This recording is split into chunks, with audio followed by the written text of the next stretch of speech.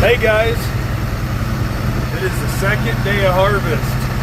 Sorry I didn't bring you along for the first one. It was kind of hectic, but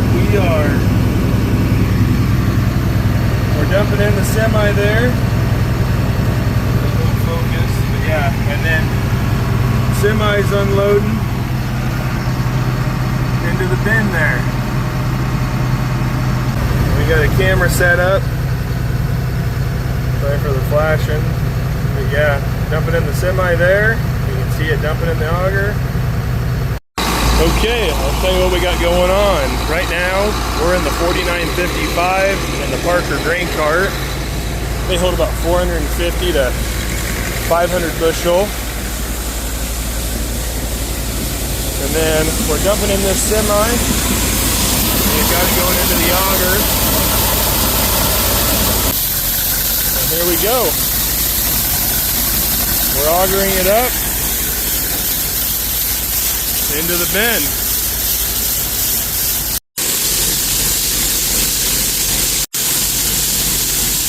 The corn is coming out at about 20%, 18 to 20. So we will turn the fan on here. I turned it off right now because I was getting a few kernels rolling out, or at least it appeared to be that way. And so I thought, well, it's better to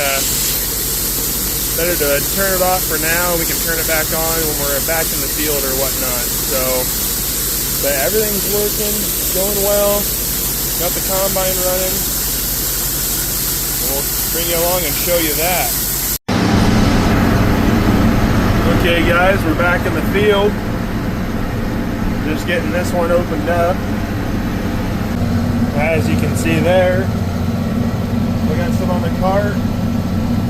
We're going to go down to this other end, then we'll be dumping on the go and we'll head back to the bin.